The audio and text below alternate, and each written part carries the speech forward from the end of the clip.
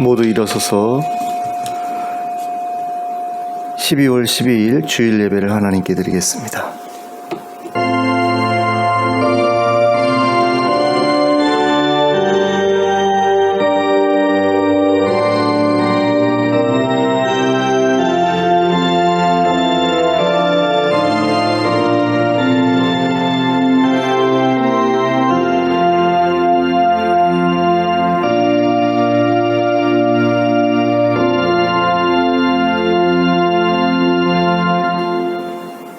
찬송가 3장을 함께 찬송합니다.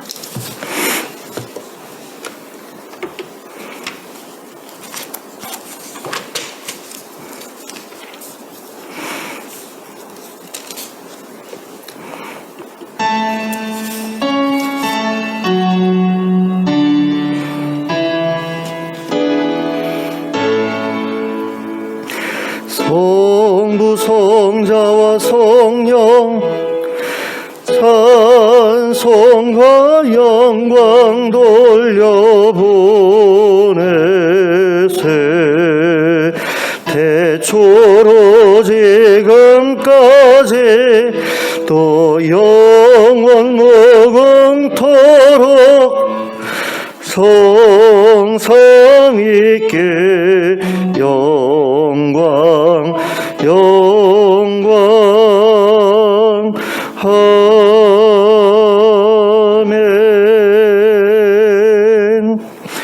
함께 기도하겠습니다. 사랑과 은혜가 풍성하신 하나님 아버지, 오늘 저희에게 귀한 주일을 허락하시고 이렇게 복된 자리에 모여 함께 예배하게 하심을 감사합니다. 이 자리에서 저희가 하나님 만나 뵙기 원합니다. 성령으로 찾아와 주시고 임하여 주시옵소서. 저희를 만나 주시옵소서. 저의 삶을 새롭게 하시고 저의 마음을 새롭게 하여 주시옵소서. 그래서 저의 삶이 새로운 삶이 되어서 하나님의 영광을 드러내기에 합당한 삶이 될 수 있도록 인도해 주시옵소서. 예수 그리스도의 이름으로 기도하였습니다. 아멘. 찬송가 68장을 함께 찬송하겠습니다.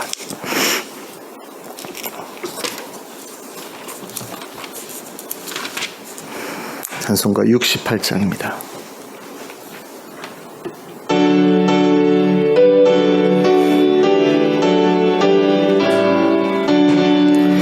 오 하나님 우리의 창조주시니 내 주님께 귀한 것들입니다.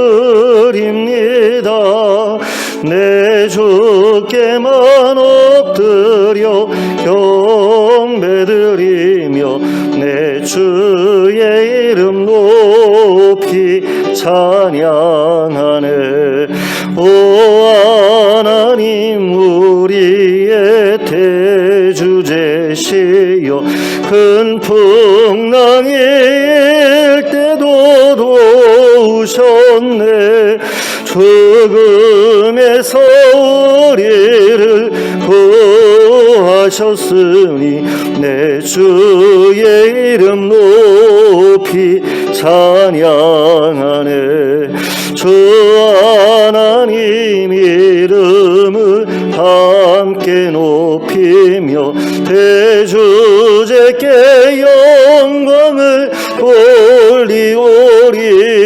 그 능력이 우리를 지켜주시니 주 하나님을 높이 찬양하네. 아멘. 교독문 12번 시편 19편을 함께 교독하겠습니다.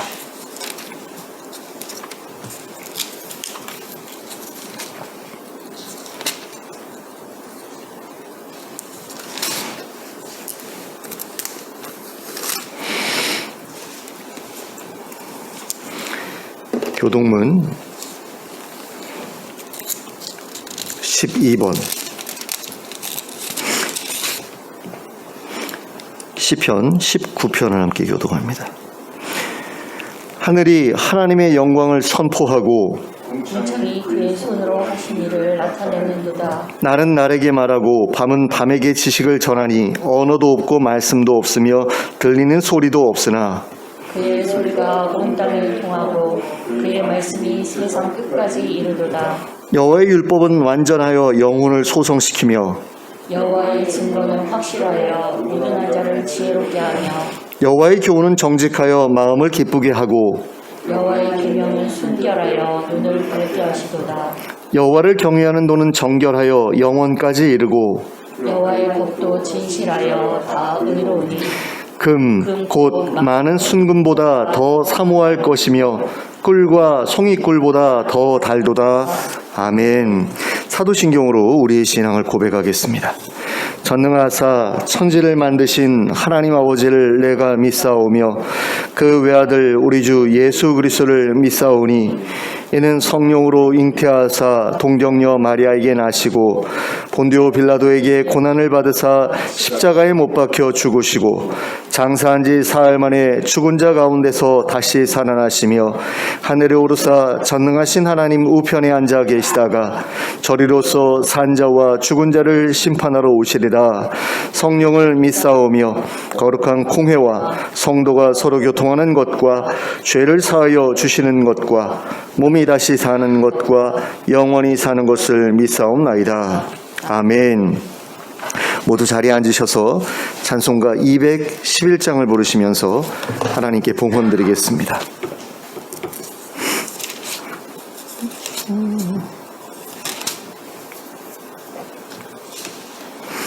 찬송가 211장입니다.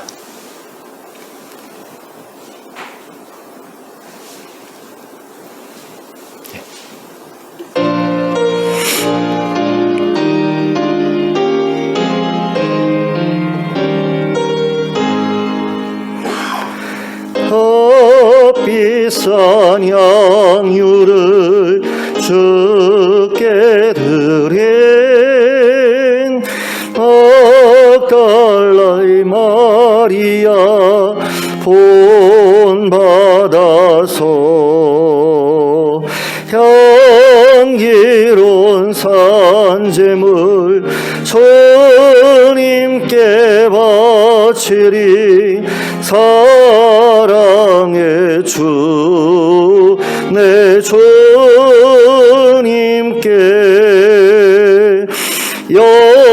연약한 자에게 힘을 주고 어두운 세상에 빛을 비춰 성실과 인내로 내 영제 이끌리.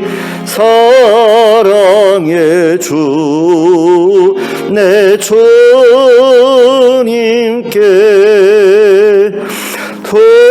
두려운 마음에 소망 주고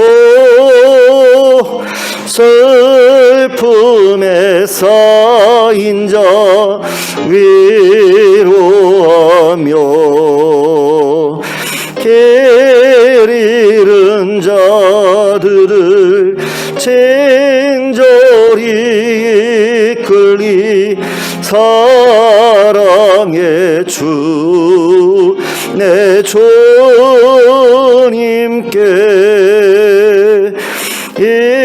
인생의 왕훈이 깃들어서 이 땅의 수고가 끝날 때에 주님을 섬기다 평안히 하리라. 사랑의 주 내 주님께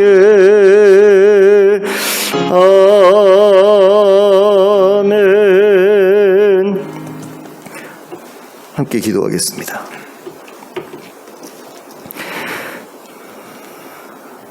사랑의 하나님 아버지, 하나님께서 저희를 사랑하여 주심을 참으로 감사드립니다. 사람들은 저희를 받아주지 않고 또 사랑하지 않고 또 외면하고 또 혐오하고 하는 그런 일들을 통해서 저희에게 괴로움을 줄 때도 있지만, 그러나 하나님께서는 저희를 온전히 사랑하시고 저희가 정말로 아름다운 삶을 살아내기를 간절히 바라고 계심을 저희가 믿습니다. 그 하나님의 마음을 저희에게 예수님을 통해서 알려주셨는데, 하나님, 우리가 저희가 그 마음을 더 깊이 헤아릴 수 있기를 원합니다. 하나님께서 어떠한 사랑으로 우리를 사랑하셨는지를 깨닫기를 원하고, 그 깨달은 마음을 가지고 하나님을 더 온전히 사랑할 수 있게 되기를 원합니다. 그리고 그 사랑을 가지고 서로 간에 또한 사랑이 있기를 원합니다. 성도 간에 정말 가족처럼 아끼고 사랑하는 그런 사랑이 있게 하여 주셔서 우리 교회가 더욱더 아름다운 공동체가 되게 하여 주시고, 가족 같은 공동체가 되게 하여 주시고, 그래서 저희 안에서 큰 기쁨이 있게 하여 주시옵소서. 하나님이 우리의 아버지가 되시는 그런 기쁨, 우리가 모두 형제자매가 되는 그런 기쁨이 있게 하여 주시고, 그 안에서 저희가 세상이 줄 수 없는 그런 평안과 또 즐거움과 아름다움을 경험할 수 있도록 은혜를 베풀어 주시기를 원합니다. 하나님이 교회가 하나님의 뜻 가운데서 온전하게 자라가기를 원합니다. 하나님, 어떤 기업체와 같은 그런 교회가 되지 않게 하여 주시고, 정말 여러 가족들이 모여서 함께 어우러져서 살아가는 그런 대가족 같은 그런 공동체가 되게 하여 주시고, 그 안에서 정말 친족 간에도 누릴 수 없는 그와 같은 큰 즐거움과 행복이 있게 하여 주시길 원합니다. 하나님, 그것을 우리가 경험하고 거기에서 하나님 나라를 경험하고 많은 사람들에게 그 기쁨을 나눠줄 수 있는 저희가 되게 하여 주시옵소서. 모든 형식적이고 외식적인 것들을 우리가 던져버리게 하여 주시고, 마음에서 우러나오는 것을 가지고 서로를 사랑하고 섬기면서 정말 아름답게 살아갈 수 있게 해주시길 원합니다. 거기에 영생이 있다고 하셨는데, 하나님, 저희가 정말로 형제가 연합하여 동거하는 그런 삶을 추구하게 하여 주시고, 하나님, 모든 그 가식적인 어떤 그런 모습들은 우리 사이에서 완전하게 자리를 감추는, 모습을 감추는 그런 일들이 일어날 수 있도록 허락해 주시길 원합니다. 그리고 그런 아름다운 모습들이 이 지역사회로 계속해서 확산되어 나갈 수 있도록 허락해 주시고, 그래서 이 공동체가 든든하게 세워질 수 있게 해주시고, 또 하나님께서 저에게 기대하시는 여러 가지 일들을 잘 감당할 수 있게 해주시길 원합니다. 하나님, 해외에서 사역하고 계시는 우리 선교사님들 기억해 주시길 원합니다. 이언약 선교사님, 또 박일금 선교사님, 또 김재서 선교사님, 전미애 선교사님, 또 그리고 김디모데 선교사님 기억하여 주셔서 하나님, 그들의 사역 가운데 많은 열매들이 있게 하여 주시고, 많은 교회들이 세워지게 하여 주시고, 또 많은 이들이 도움을 얻게 하여 주시옵소서. 하나님, 이슬람 가운데에서 사역하고 있는 선교사님들 특별히 안전을 지켜주시고, 그들이 정말 선한 모습으로 그들에게 다가갈 수 있도록 우리 선교사님들에게 하나님 정직한 마음을 허락하시고 또 유순한 마음을 허락하여 주시길 원합니다. 그래서 많은 사람들을 품고 사랑으로 녹여내는 가운데 하나님, 억지로 이슬람 교도들을 배교하게 하고 또 개종하게 하는 것이 아니고 자연스럽게 그 사랑에 이끌려서 하나님을 찾게 만드는 그런 귀한 사역자로 하나님 쓰임받을 수 있도록 인도해 주시길 원합니다. 또한 저희가 후원하고 있는 여러 선교 단체들을 기억해 주시고, 그들이 바로 서서 아름다운 일들을 잘 감당해낼 수 있도록 도와주시옵소서. 또 우리 교회 성도님들 가운데 여러 가지 질병과 또 노환으로 고통받고 있는 분들 계시는데 한 분 한 분 찾아가 주셔서 만나주시고 건강케 하시고 회복시켜 주시기를 원합니다. 하나님께서 정말 치유의 광선을 발하여 주셔서 송아지가 즐거이 뛰어다니는 것처럼 기쁘게 하나님 이곳저곳을 다닐 수 있도록 허락해 주시고, 또 교회에 나와서 예배하는 그 일에도 참여하기에 어렵지 않을 수 있도록 하나님 그 건강을 회복시켜 주시옵소서. 또 하나님 아버지, 저희가 예배 가운데 하나님께 드리는 찬양과 또 기도와 예물을 하나님 기쁘게 받아주시길 원합니다. 하나님, 특별히 저희가 드린 예물이 하나님의 뜻 가운데서 온전히 사용되게 하여 주시고 이 추운 겨울에 힘들고 어려운 삶을 이어나가는 이들에게 많은 도움을 베풀 수 있도록 도와주시옵소서. 또 드린 손길이 하나님께서 많은 것으로 채워주시고 갚아주시는 가운데 우리 성도들의 삶이 힘들지 않게 하여 주시고, 또 하나님 아버지 하늘의 신령한 복으로 채워주셔서 저희가 말씀을 통해서 하나님, 또 저희가 성령님의 그런 놀라운 임재를 통해서 많은 것들을 누리고 하나님 체험하고 돌아갈 수 있는 시간 되게 하여 주시옵소서. 그래서 이 시간이 정말로 헛된 시간 아니고 하나님과 깊이 교제하는 아버지 그런 아름다운 그런 시간으로 저희에게 경험되게 하시고, 또 그런 기억에 남게 하여 주시고 한 주간 동안을 살아갈 수 있는 힘이 될 수 있도록 은혜를 베풀어 주시옵소서. 이 모든 말씀을 예수 그리스도의 이름으로 기도하였습니다. 아멘.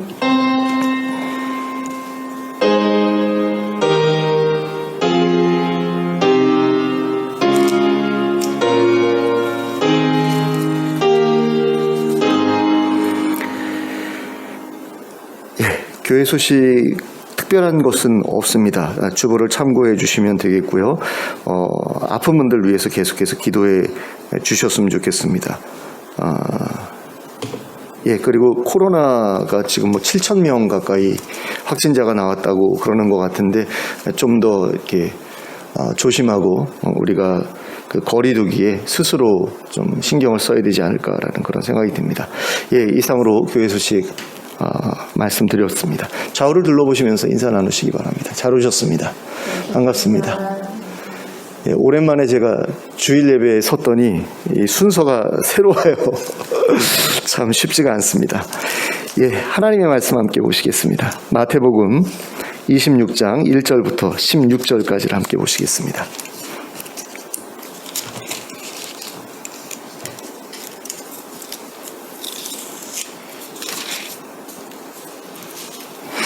마태복음 26장 1절부터 16절까지를 합독하도록 하겠습니다.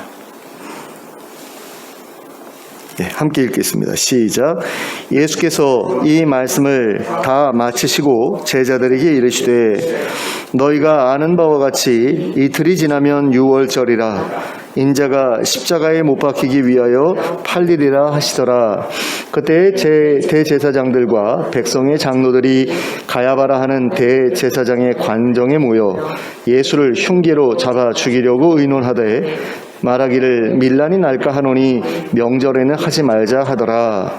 예수께서 베다니 나병 환자 시몬의 집에 계실 때에 한 여자가 매우 귀한 향유 한 옥합을 가지고 나와서 식사하시는 예수의 머리에 부으니 제자들이 보고 분개하여 이르되, 무슨 의도로 이것을 허비하느냐? 이것을 비싼 값에 팔아 가난한 자들에게 줄 수 있었겠도다 하거늘, 예수께서 아시고 그들에게 이르시되, 너희가 어찌하여 이 여자를 괴롭게 하느냐? 그가 내게 좋은 일을 하였느니라. 가난한 자들은 항상 너희와 함께 있거니와 나는 항상 함께 있지 아니하리라.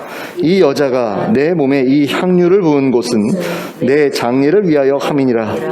내가 진실로 너희에게 이르노니 온 천하에 어디서든지 이 복음이 전파되는 곳에서는 이 여자가 행한 일도 말하여 그를 기억하리라 하시니라.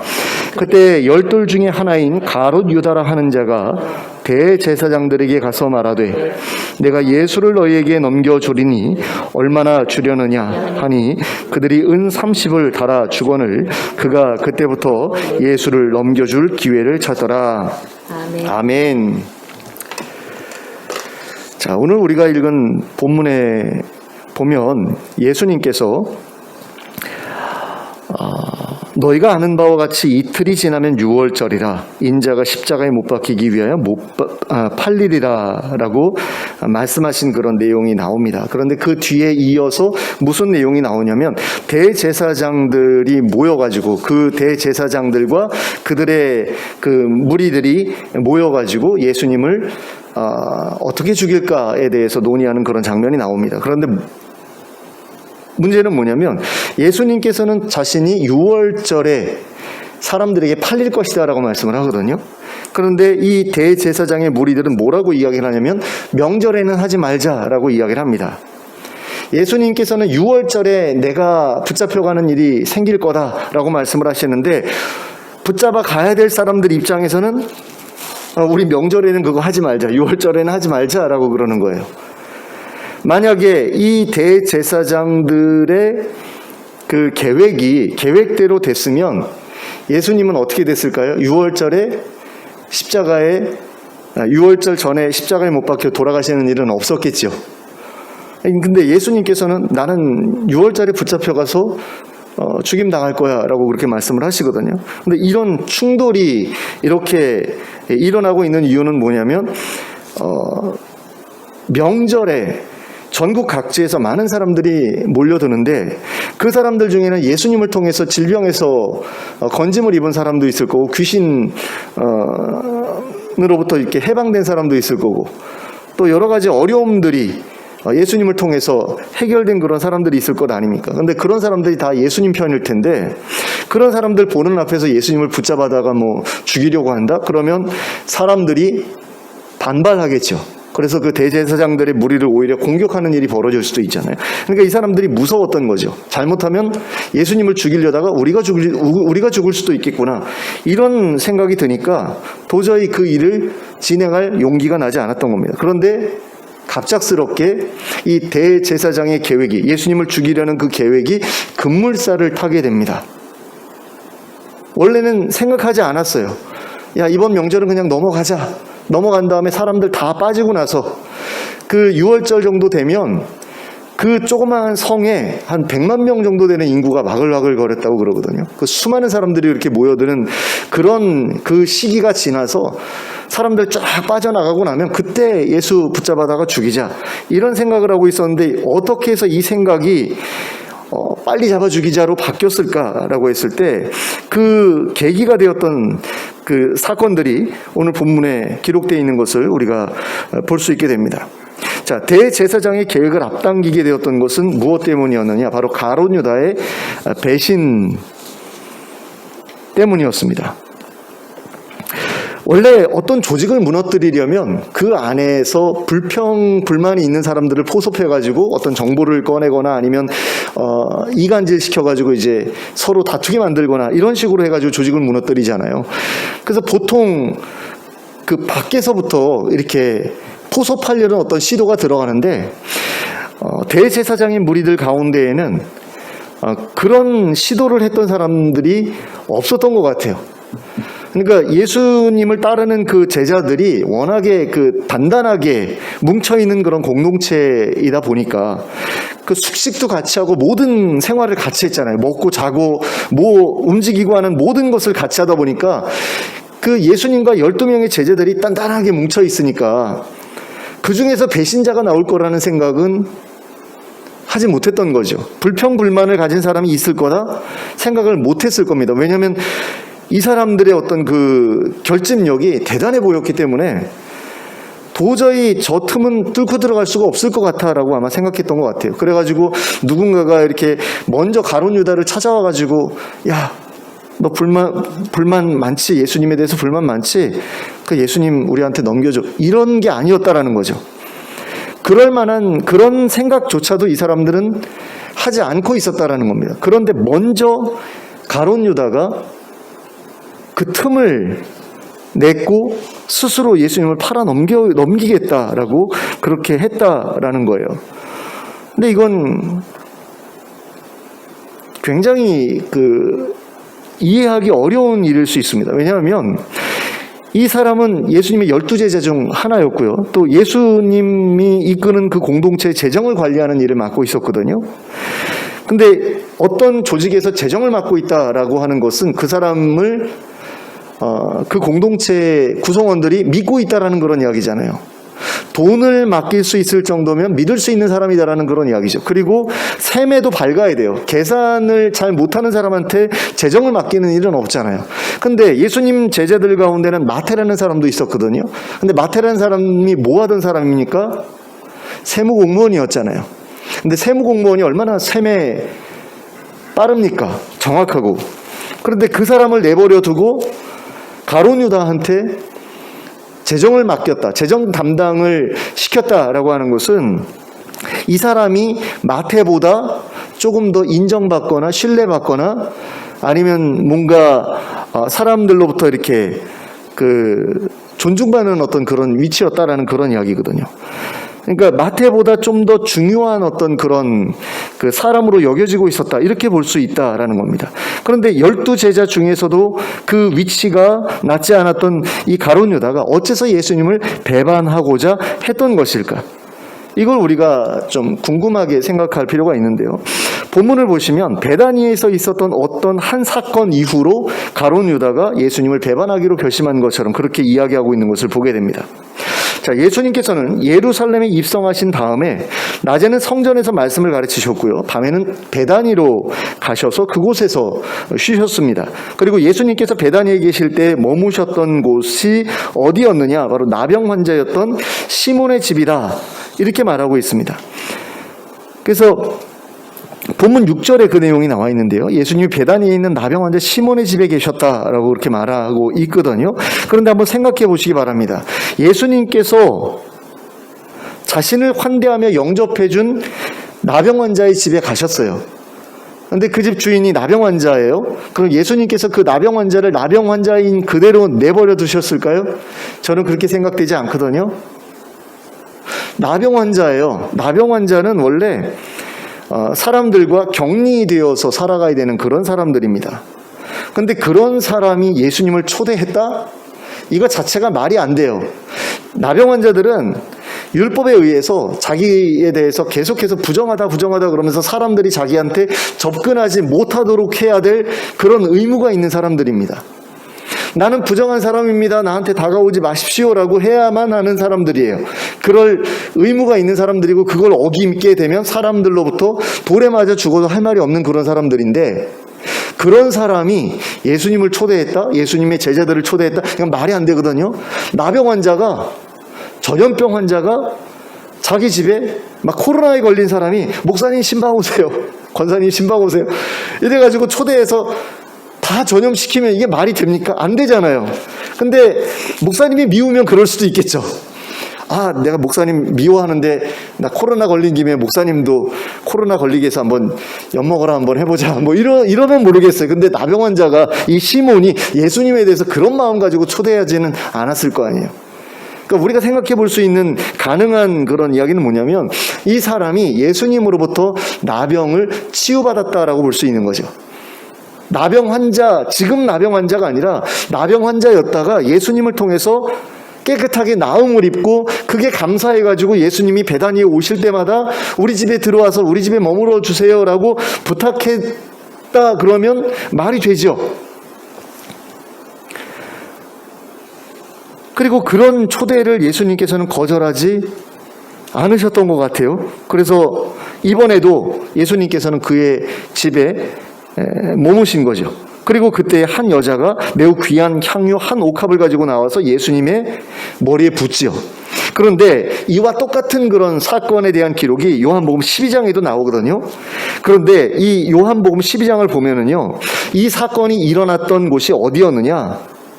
바로 마르다와 마리아와 나사로의 집이었다. 이걸 우리가 추측할 수 있게 하는 그런 이야기들이 나옵니다. 그러니까 베다니에 예수님께서 오셨을 때, 그 6월절 엿새 전에 예수님께서 베다니에 도착하셨는데 잔치가 벌어졌다고 그랬어요. 잔치가 벌어졌는데 그 잔치에 그러니까 주최자가 마르다였던 것 같아요. 마르다가 예수님께 대접할 음식을 준비하고 있었다고 그러거든요. 그리고 나사로는 예수님 옆에 앉아 있었고, 주인이니까, 집 주인이니까 손님 중에서 가장 지위가 높은 분 옆에 앉아 있을 수 있는 거죠. 자기가 초대했으니까 자기 옆자리에 모실 수 있는 겁니다. 그런데 이 집은 나사로의 집이에요. 그리고 그때에 마리아가 향유를 가져다가 예수님 머리에 부었다, 이렇게 기록하고 있는 것을 보게 됩니다. 그러니까 나병 환자 시몬의 집과 나사로의 집은 같은 집이다 라고 볼 수 있는 거죠. 그래서 어떤 학자들은 이 나병 환자 시몬이 나사로의 아버지였을 거다, 마르다와 마리아와 나사로의 아버지였을 거다라고 그렇게 이야기를 합니다. 그리고 나사로가 죽기 전에 아버지가 먼저 죽고 그 다음에 나사로까지 죽게 되니까 이 두 여자만 남게 되잖아요. 그러면 당시에는 여자만 있는 집은 굉장히 비참한 어떤 그런 모습으로 전락하게 되거든요. 그래서 그렇게 슬퍼했을 거다라고 그렇게 이야기를 합니다. 그러니까 굉장히 예수님께서 깊은 그런 관계를 가지고 있었던 집안이 바로 나사로의 집안이었다라는 사실을 우리가 알 수 있게 되죠. 그 나병 환자 시몬도 마찬가지고 그게 다 가족이라고 한다면 얼마나 친밀한 관계를 가지고 있었겠어요. 자기 아버지 나병 고쳐주셨죠. 자기 그 남동생 죽었는데 살려주셨죠. 얼마나 감사했겠습니까? 그러니까 마리아가 예수님께 와서 그 향유를 부은 사건은 충분히 가능한 그런 일이었다라고 우리가 볼 수가 있는 겁니다. 근데 약간 과했다라고 볼 수 있는 게 뭐냐면 그 요한복음 12장에서 그 향유의 가치를 300데나리온 정도로 보고 있거든요. 가룟 유다가 그걸 300데나리온에 팔아서 가난한 사람들 나눠줬으면 얼마나 좋았을 텐데 그걸 그렇게 허비하느냐 그렇게 이야기를 합니다. 그리고 그 당시에 300데나리온이라는 금액은 당시 노동자의 1년치 연봉에 해당하는 그런 돈이었거든요. 그러니까 한 데나리온이 하루 일당이에요. 그러면 그 안식일에는 일을 안 하잖아요. 한 50일 정도 빼야 돼요. 365일에서 한 50 며칠 정도 빼고 그러면 300일 정도 일을 했다. 그래서 300데나리온을 모았다. 1년치 연봉이라는 이야기가 되거든요. 그러니까 오늘날로 이야기를 하면은 뭐 2,500에서 3,500 뭐 이 정도 되는 그런 금액에 해당하는 돈이었다. 이렇게 우리가 볼 수 있는데 인터넷으로 제가 한번 검색을 해봤어요. 요즘 승용차 가격이 얼마나 되나. 현대 소나타를 검색을 해봤더니 가격이 2,500에서 3,500 정도 되더라고요. 그러니까 지금 마리아가 무슨 짓을 한 거냐면 예수님 머리에다가 기름을 부었는데 그 기름의 가격이 중형 승용차 가격이었다는 얘기예요. 중형 승용차 가격이나 되는 그 엄청난 가격의 기름을 예수님 머리에 한 번 붓고 그걸로 끝나버린 거예요. 그 기름 다시 모아가지고 팔 수 있어요? 없잖아요. 그러니까 한 번에 승용차 한 대를 그냥 예수님을 위해서 써버린 겁니다. 예수님 이거 타세요 라고 드렸으면 말을 안 해요. 그렇게 드렸으면 한 5년에서 10년 정도 타실 수 있잖아요. 두고두고 쓰실 수 있잖아요. 근데 그게 아니라 한 번에 그냥 기름 부어가지고 끝내버렸다라는 거죠. 그러니까 제자들이 그거에 대해서 야 저렇게 아까운 걸 이러는 게 이해 못할 일은 아니다라는 겁니다. 그러니까 예수님이니까 자기네들도 존경하는 예수님이니까 뭐 한 몇만 원짜리 기름을 붓다. 뭐 엑스트라 버진 올리브 기름 같은 거, 이렇게 비싼 거는 10만 원 가까이, 한 병에 10만 원 가까이 되는 그런 것도 있다고 그러더라고요. 그런 걸 붓다 그러면 뭐 그럴 수 있지. 그렇게 생각하겠죠. 그런데 몇백만 원짜리를 그냥 한 번에 붓다? 이거는 조금 과했다라는 그런 생각이 들 수 있는 일이었다라는 겁니다. 그래서 그걸 가지고서 이제 책망을 하죠. 만약에 마리아가 예수님께 300데나리온은 그냥 현금으로 드리면서 이거 쓰세요 그러면 제자들이 뭐라고 그랬을까요? 안 그랬을 것 같아요. 그리고 또 뭐 말이나 나귀를 사가지고 말이나 나귀가 얼마였을지는 모르겠지만 그걸 사가지고 예수님 타세요 그랬으면 그거 가지고도 뭐라고는 안 했을 겁니다. 근데 다른 사람들은 이 기름을 살 엄두도 내지 못하거나 아니면 사더라도 조금씩 아껴서 쓰거나 아니면 정말 돈 많은 부자들이나 사용하는 그런 기름인데 이걸 한 번에 그냥 소모해버렸다? 그러니 그런 말 나오는 게 당연한 일일 수밖에 없는 거죠. 근데 예수님께서 누구 편을 듭니까? 제자들 편이 아니라 마리아 편을 들죠. 근데 이게 제자들한테는 약간 배신감을 느끼게 했을지도 모르겠어요. 평소에는 그렇게 아껴서 가난한 사람들 돕자라고 했던 분이 갑자기 몇 천만 원짜리 기름을 머리에 쏟았는데 평소에 예수님답지 않은 거예요. 야 그걸 저렇게 허비하는데 예수님이 오히려 편을 드시네 그러면서 배신감을 느꼈을지도 모르겠어요. 근데 예수님 뭐라고 말씀을 하시냐면 11절과 12절에서 이렇게 말씀을 하십니다. 가난한 자들은 항상 너희와 함께 있거니와 나는 항상 함께 있지 아니하리라. 이 여자가 내 몸에 이 향유를 부은 것은 내 장례를 위하여 함이냐. 자, 이 말씀의 의미가 뭡니까? 가난한 자들을 돕는 것도 좋지만 머지않아 죽게 될 나를 위해서 이와 같은 일을 하는 것도 좋은 일이다라는 거죠. 고마운 일이다라는 겁니다. 그러니까 내가 오랫동안 너희와 함께 있을 거면 굳이 이런 일 할 필요가 없을지도 모르겠는데 내가 이제 좀 있으면 죽는 거 아니냐. 근데 내가 죽으면 마리아가 얼마나 마음에 슬프겠느냐라는 거죠. 그러니까 예수님께서 이와 같은 말씀을 하신 이유는 마리아가 무슨 이유로 이런 행동을 했는지 아셨기 때문이라고 할 수 있어요. 예수님께서는 얼마 전부터 계속해서 내가 좀 있으면은 세상을 떠날 것이다 이렇게 말씀을 하셨거든요. 근데 제자들은 그 말씀을 어떻게 받아들입니까? 아, 그럴 리가 없어 라고 그러면서 인정하고 싶어 하지 않죠. 그래서 의도적으로 예수님의 그런 말씀을 무시합니다. 흘려듣습니다. 하지만 마리아는 달랐던 겁니다. 마리아는 예수님께서 당신의 말씀대로 세상을 조만간 떠나시겠구나라는 거, 그거를 받아들였어요. 그리고 얼마 지나지 않으면 예수님 떠나시게 되고 오랜 시간 동안 뵙지 못하게 될 거다라는 그런 생각을 했겠죠. 그래서 마리아가 예수님께 뭔가 기억에 남을 만한, 기념이 될 만한 그런 선물을 해드리고자 했던 겁니다. 그래서 선택한 것이 바로 지금까지 자기가 모아두었던 돈으로 구입한 향유, 어쩌면 결혼 지참금으로 사용하려고 마련해 두었을지도 모를 그 귀한 향유를 예수님께 부어드렸다라는 겁니다. 마리아는 자신의 아버지를 나병이라는 천형에서 해방시켜 주시고 자신의 남동생을 죽음에서 되돌려 주셨던 예수님이라면 내가 그 정도 해드리는 거 아깝지 않아 라고 생각을 했던 겁니다. 그리고 예수님은 마리아의 그런 마음을 아셨던 거죠. 그래서 마리아가 그 일을 마리아가 했던 그 일을 허비라고 생각하지 않으셨던 겁니다. 귀한 예물이라고 생각했고 기쁘게 그 일을 받아들이셨습니다. 그래서 마리아를 두둔하신 것이고 또 마리아의 행동을 전파하라고, 그래서 기억하게 하라고 하신 겁니다. 하지만 가룟 유다는 예수님의 이러한 말씀을 들으면서 속으로 분을 품었습니다. 예수님께서 자기 편이 아니라 마리아 편을 들어주셨기 때문입니다.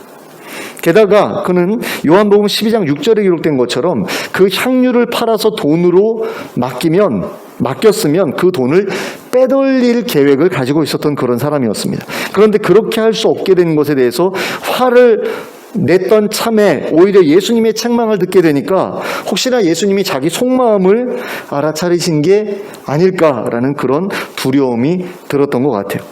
그래서 그는 예수님이 자신을 내치실지도 모른다라고 생각했고 그 전에 자기가 먼저 예수님을 내쳐야 되겠다라고 생각을 했을 겁니다. 그리고 그가 그런 마음을 품을 수 있었던 것은 그가 이미 예수님에 대한 기대를 내려놓았기 때문이라고 그렇게 볼 수 있습니다. 그는 내가 조금 있으면 죽을 거야 라는 이야기를 계속해서 반복하시는 예수님을 보면서 굉장히 실망했을 겁니다. 그러니까 내가 지금까지 예수님을 따라다닌 것이 다 헛된 일이었구나, 아마 이런 생각을 했을 거예요. 그래서 어떻게든 그에 대해 보상을 받으려고 했을 겁니다. 그리고 그 이후로 예수님의 공동체의 재정에 손을 대기 시작한 것 같다라는 생각이 듭니다. 그러니까 만약에 이 사람이 처음부터 도둑질을 했다라고 한다면 이미 들통이 나도 벌써 났을 겁니다. 예수님께서 사람의 마음을 아시는 분인데 교회 재정을 빼돌리고 있는데 예수님께서 모르실 리가 없잖아요. 3년 동안이나 데리고 다니면서 그 도둑질하는 거 예수님께서 못 잡아내실 리가 없거든요. 그런데 예수님께서 못 잡아내셨다라는 이유는 예전에는 안 그랬다는 이야기예요. 그러니까 예수님의 공동체 그 재정에 손을 대기 시작한 게 얼마 되지 않았다라는 이야기입니다. 얼마 되지 않았는데 이런 사건이 딱 터지니까 예수님께서 혹시 눈치챈 거 아니야? 이런 두려움을 품게 된 거죠. 그래서 이 사람이 마지막으로 그렇게 한탕을 하고 튀고 싶었던 것 같아요. 300대는 내 퇴직금으로 그럭저럭 괜찮은 거 아닌가라는 생각을 하지 않았을까. 3년 동안 우리가 생활해 가면서 생활비 써가면서 2,500에서 3,500만 원 정도 모았다. 그러면 괜찮은 거 아닙니까? 그죠? 3년 동안 한 3,000만 원 모았다. 1년에 1,000만 원씩 모았다. 그 정도면은 뭐 그렇게 나쁜 거 아니죠. 내가 3년 동안 예수님 따라다니면서 고생해가지고 1년에 1,000만 원씩 남겼다. 이러면 꽤 괜찮은 거거든요. 그러니까 내가 잃어버린 3년간에 대한 그런 보상을 내 스스로 챙기겠다라는 마음을 가지고 기대했던 거죠. 아, 예수님께서 이제 왕이 되시려고 하니까 예루살렘에 들어가셨는데 왕이 되려고 들어가신 걸로 사람들이 생각하고 있을 테니까 그 사람들이 예수님 왕 되기 전에 미리 잘 보이려고 돈을 갖다 바치겠지. 그럼 난 그걸 가지고 튀면 되겠지라는 생각을 아마 하고 있었지 않았을까라는 생각이 듭니다. 그런데 마리아가 그 향유를 팔아서 돈으로 맡겼으면 얼마나 좋았겠어요. 그럼 그거 가지고 튀면은 자기가 3년 동안 수고했던 그것에 대한 충분한 그런 보상으로서의 퇴직금을 스스로 챙길 수 있는 거 아니에요. 근데 그거를 그런 식으로 예수님한테 머리에 부어버렸기 때문에 속이 쓰렸던 거죠. 아, 저걸 가지고 튀었으면 내가 내 잃어버린 3년에 대한 보상을 충분히 받았을 텐데 저게 미쳐가지고 저런 짓을 하네. 뭐 이런 생각이 들었겠죠. 그래가지고 막 화를 냈는데 예수님이 오히려 그 여자 편을 들고 자기를 혼내니까 내 생각을 알아차리신 거 아니야? 이렇게 겁을 집어먹은 것이다라는 겁니다. 그래서 예수님을 이제 떠나야 되겠다. 이 공동체에 내가 더 이상 있을 수 없겠다. 이미 들통난 것 같은데 내가 튀어야 되겠다라고 생각을 하는 거죠. 그리고 마지막으로 한탕은 하고 튀어야 되겠다라고 생각했던 것 같아요. 그래서 선택한 방법이 바로 예수님을 팔아 넘기는 일이었다라는 거죠. 그래서 대제사장들한테 자기가 먼저 찾아갑니다. 자기가 먼저 찾아가서 예수님을 넘겨줄 테니까 그에 대해서 얼마 줄래? 라고 묻죠. 그랬더니 은 30을 달아 주었다고 그러거든요. 자, 300데나리온은 챙기지 못했지만 그 대신에 은 330개를 챙겼다라는 겁니다. 그렇다면 은 30개는 도대체 얼마 정도의 가치를 지닌 돈이었을까요? 저는 항상 이상했던 게 왜 앞에서 300데나리온이라고 말하고 앞에서는 뒤에서는 그냥 300개라고 말할까? 왜 단위가 다를까? 30데나리온 이러면 얼마나 좋아요. 근데 30데나리온이 아니에요. 30개예요. 도대체 뭘까라고 생각을 했는데 곰곰이 생각을 해보니까 이 대제사장들이 로마의 그 은화를 만졌을 리가 없어요. 데나리온은 로마의 은화고요. 드라크마는 그리스의 헬라의 은화거든요. 근데 이게 가격이 거의 비슷해요. 원래는 좀 차이가 있었습니다. 로마 은화가 데나리온이 드라크마보다 조금 무게가 가벼웠어요. 데나리온이 3.7인가 되고 드라크마가 4.3g 뭐 이 정도 됐다고 그래요. 은으로. 그러니까 원래는 서로 달랐는데 나중에 이제 그 로마의 영향력이 커지면서 두 개가 비슷한 무게가 되었던 것 같더라고요. 그래서 예수님 당시에는 두 개가 비슷한 무게였다라고 그러니까 3.7g 정도 됐을 것 같아요. 그런데 그 데나리온이 아니라 은 30개, 왜 30개일까? 그럼 이 개는 도대체 뭘까? 이걸 생각해 봤는데 이 유대인들 중에 경건하다라고 하는 사람들은 부정한 것을 만지지 않잖아요. 그런데 로마의 그 은화인 데나리온에는 뭐가 양각이 돼 있죠? 로마 황제의 흉상이 양각이 돼 있잖아요. 그러니까 경건한 유대인들에게 이건 뭐예요? 우상이나 마찬가지인 거죠. 그러니까 만지면 안 되는 거예요. 그러니까 가룟 유다한테 은을 주는데 로마의 은화를 줄 수는 없는 거예요. 부정하니까 만지면 안 되니까. 그럼 도대체 뭘 줬을까라고 했을 때 유대의 은화인 세겔을 줬을 가능성이 있습니다. 근데 세겔은 무게가 11.4g인가 뭐 그 정도 됐다고 그래요. 그러면 한 3배 차이가 나죠. 한 4배 차이까지도 볼 수 있는데요. 왜 그렇게 볼 수 있냐면 그 세겔 중에서도 성전에 바치는 그런 세겔이 따로 있거든요. 근데 그 성전 세겔은 일반 세겔보다 무게가 조금 더 나갔다고 그래요. 정확하게 몇 그램이었는지는 나오지 않는데요. 조금 더 무게가 나갔다고 그럽니다. 2배까지는 안 됐을지 모르겠는데 굉장히 그래도 꽤 많은 그 무게가 더 나가는 그런 은화였다고 그러거든요. 그러면 30세겔은 도대체 몇 데나리온이었을까? 이걸 계산을 해보면 한 3배에서 4배 정도 차이가 난다고 그러잖아요. 그럼 뭐 한 100에서 뭐 120? 뭐 이 정도 되는 어떤 그런 130? 뭐 이 정도 되는 어떤 무게였거든요. 그러면 은 30개, 은 30세겔이면 만약에 이게 성전 세겔이면 150데나리온 정도 됐다라고 볼 수 있어요. 그러니까 무슨 얘기냐면 300데나리온은 건지지 못했지만 150데나리온 정도는 건졌다라는 그런 이야기가 되는 거죠. 그러니까 중형 승용차는 건지지 못했지만 뭐 경차 정도는 건졌다. 뭐 이렇게 볼 수 있는 자기 퇴직금으로 그런 정도의 금액을 이 사람이 챙겼다라는 겁니다. 이 사람은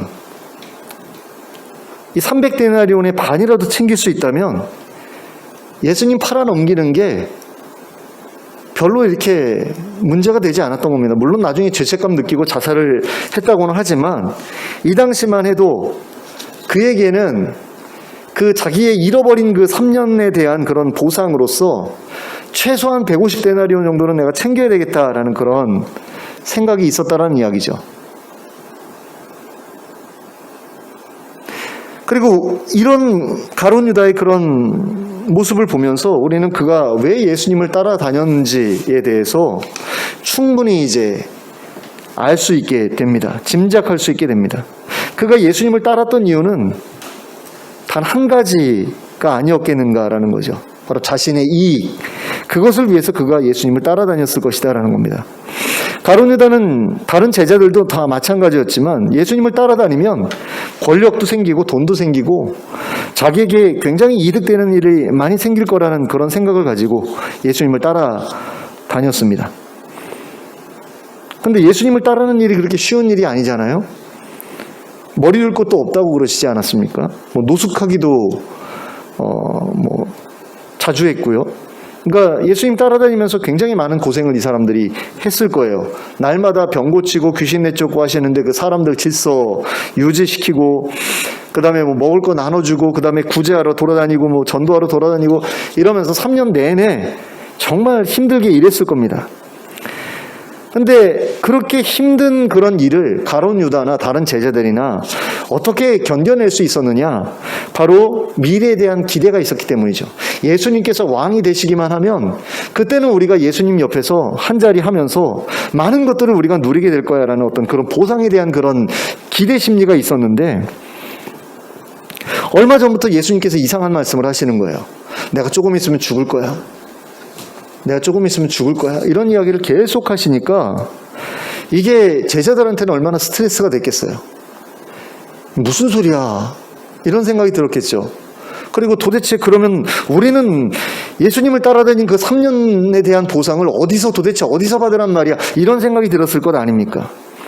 그래도 다른 제자들은 예수님이 그래도 하나님께서 보내신 메시아다라는 것에 대한 어떤 그런 신뢰는 있었죠. 그런 그 선지자다라는 그런 신뢰는 있었습니다. 그렇기 때문에 예수님께서 만약에 잡혀 돌아가시더라도 그러더라도 그분이 하나님께서 보내신 사람이라는 사실에는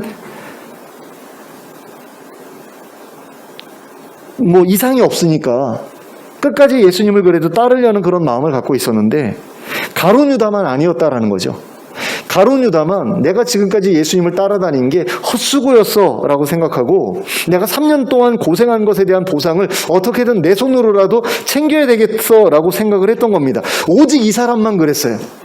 나머지 11제자는 그런 마음은 품지 않았습니다. 3년 동안 똑같이 고생하고 똑같이 어려운 일을 겪으면서 예수님을 따라다녔는데 예수님께서 나 이제 좀 있으면 죽을 거야 라는 그런 말씀을 하셨을 때 이게 무슨 말씀이지라는 그런 생각을 똑같이 했겠지만, 그럼에도 불구하고 3년 동안 따라다닌 게 다 헛수고였어 그러면서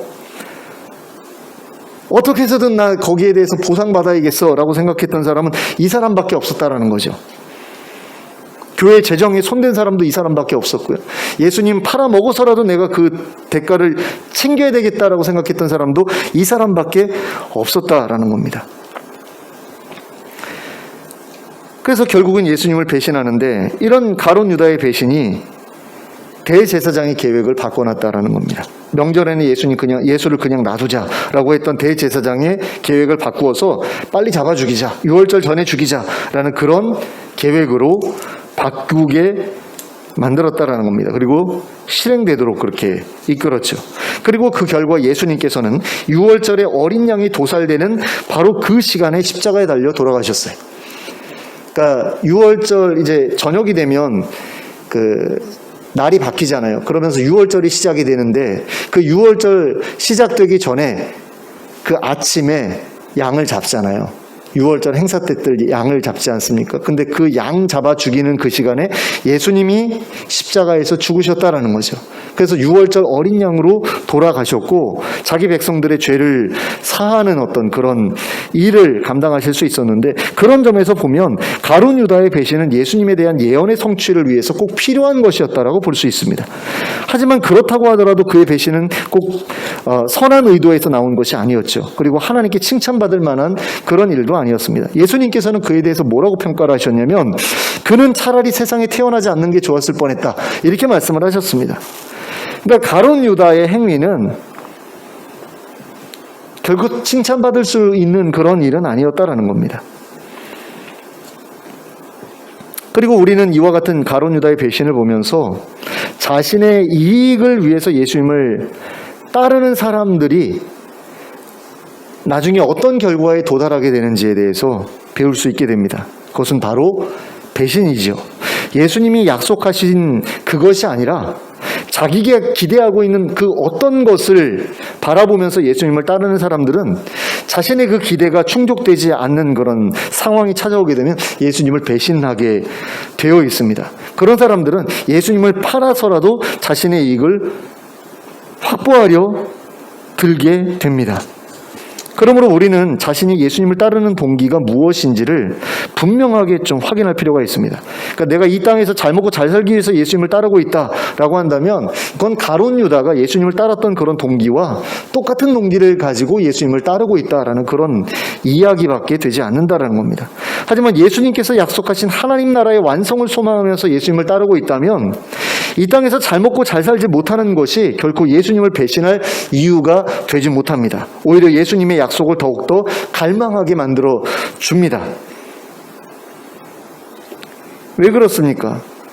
이 땅에서 잘 먹고 잘 살지 못하면 예수님이 약속하신 그 하나님 나라가 완성된 다음에라도 그것을 내가 누려야 되겠다라고 그렇게 생각할 것 아니에요.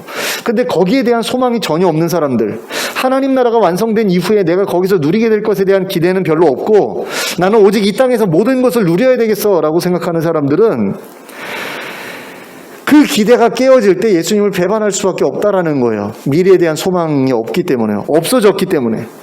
오직 이 땅에서의 삶을 바라보면서 예수님을 따라다녔기 때문에, 그 이후의 것에 대해서는 별로 기대가 없었기 때문에 내가 이 땅에서 어려움을 겪게 되면 예수님을 배반할 수밖에 없게 된다는 겁니다. 이러한 차이가 예수님에 대한 차이를 만들어냅니다. 예수님에 대한 태도의 차이를 만들어냅니다. 어떤 소망을 가졌느냐의 차이가, 어떤 기대를 가지고 예수님을 따르느냐의 차이가 예수님에 대한 태도의 차이를 만들어낸다라는 거죠. 이 땅에 대한 욕심이 클수록 배신의 길로 가게 될 가능성이 커집니다. 그런데 내세에 대한 욕심이 클수록 배신의 길로 가게 될 가능성은 줄어들죠. 그러므로 우리는 선택해야 합니다.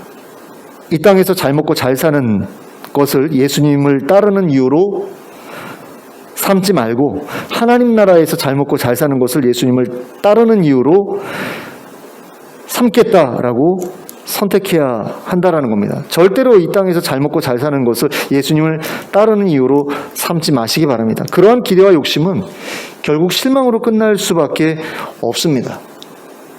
예수님을 믿고 한때는 굉장히 모든 것이 잘 풀리고 모든 것이 성공적으로 이루어지는 그런 시기를 겪을 수도 있어요. 그런데 어떤 때는 또 힘들어질 수도 있거든요. 욥도 한번 보세요. 욥도 그렇게 하나님이 복 주셔서 엄청난 부자가 됐다가 한순간에 그렇게 다 말아먹고 쪼그라들잖아요. 그럴 수 있잖아요. 그런데 그럴 때라도 하나님을 배반하지 않았던 이유는 뭡니까? 돈 때문에 하나님을 쫓은 게 아니기 때문이죠. 물질 때문에, 이 땅에서 잘 먹고 잘 살기 위해서 하나님을 따랐던 게 아니기 때문에 욥이 끝까지 하나님을 배신하지 않을 수 있었던 겁니다. 그때 사단이 뭐라고 이야기를 합니까? 하나님과 욥에 대해서 이야기를 하면서 하나님께서 저놈한테 복을 주셨으니까 저놈이 하나님께 충성하는 것 아닙니까? 그랬더니 하나님 그거 아니야 라고 말씀을 하시죠. 그런데 가룟 유다가 바로 꼭 그런 사람이었다라는 거죠. 하나님께서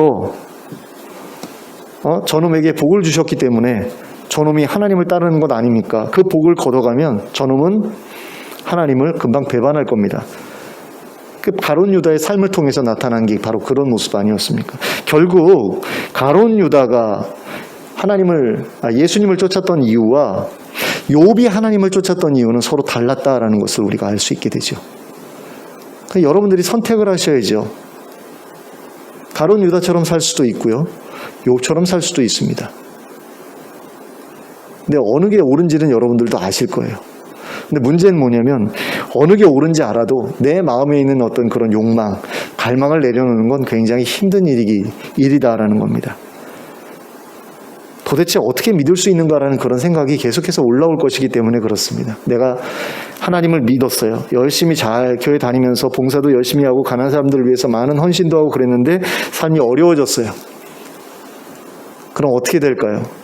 흔들릴 수밖에 없죠. 누구라도. 욥도 많이 힘들었잖아요.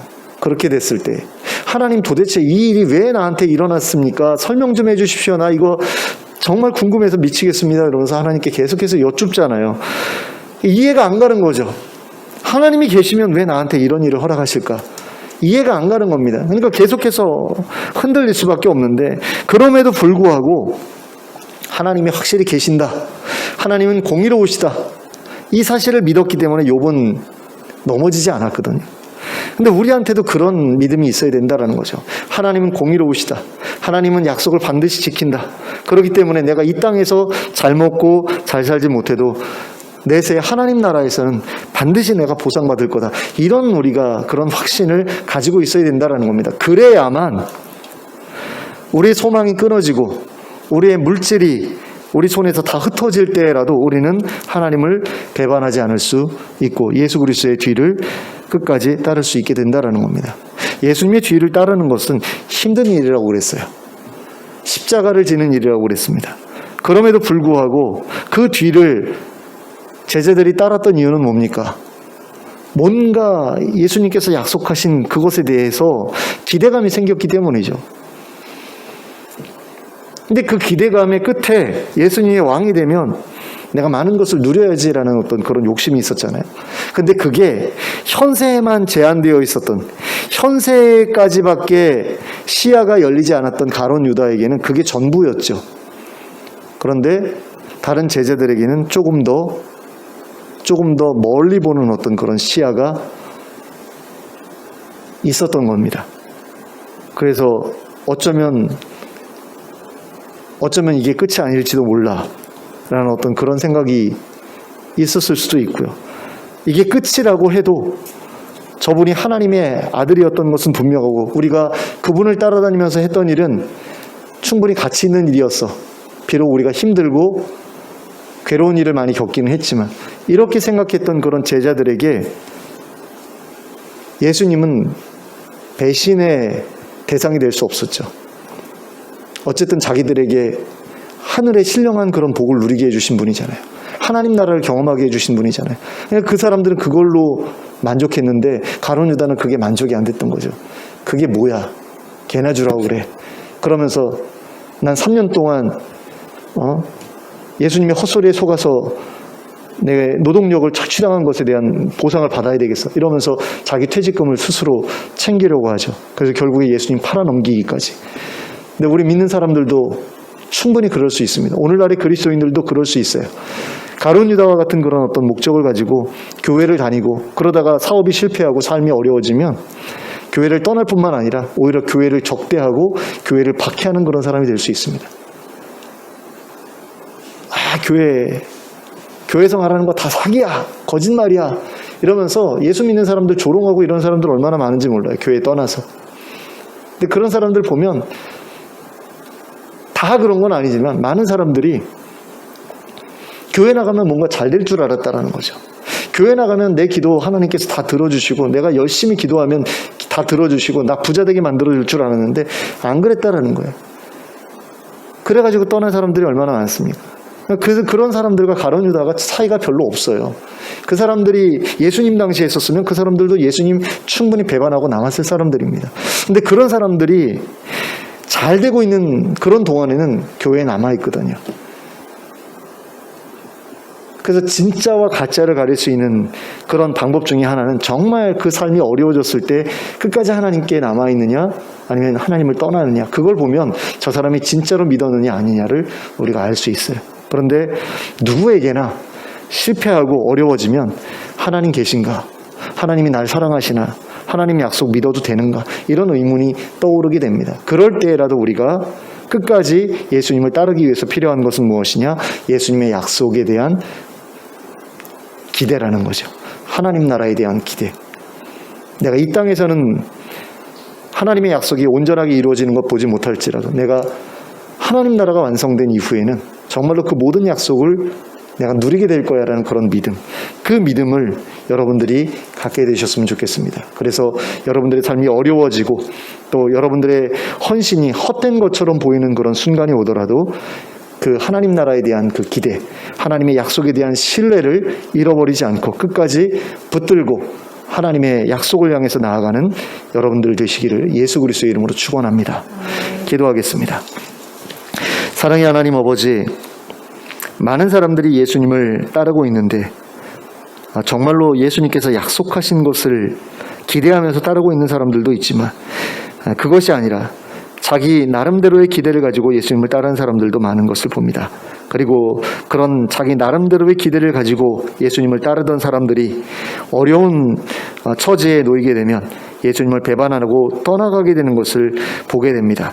가룟 유다가 바로 그런 사람이었고 오늘날에도 가룟 유다처럼 예수님을 배반하는 사람들, 자신의 기대가 충족되지 않았다는 이유로 교회에 다니기를 중단하고 예수님을 떠날 뿐만 아니라 예수님을 험담하고 또 기독교를 비난하는 그런 사람들이 참으로 많은 것을 봅니다.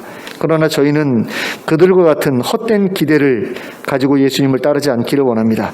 예수님께서 약속하신 바로 그것을 저희가 소망으로 붙들기를 원합니다.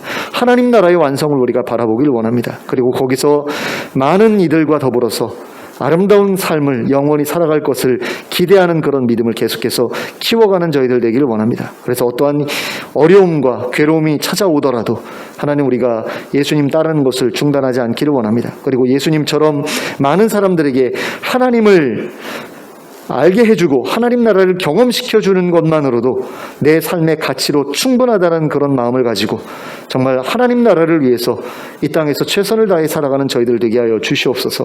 그래서 어떤 상황에 처하든 우리의 삶이 항상 기쁨으로 가득 차 있게 하여 주시고 하나님과 함께하는, 동행하는 그 길을 중단하지 않을 수 있는 저희들 될 수 있도록 인도해 주시옵소서.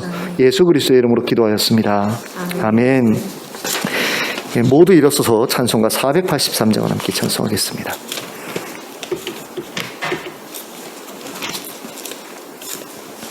(483장입니다)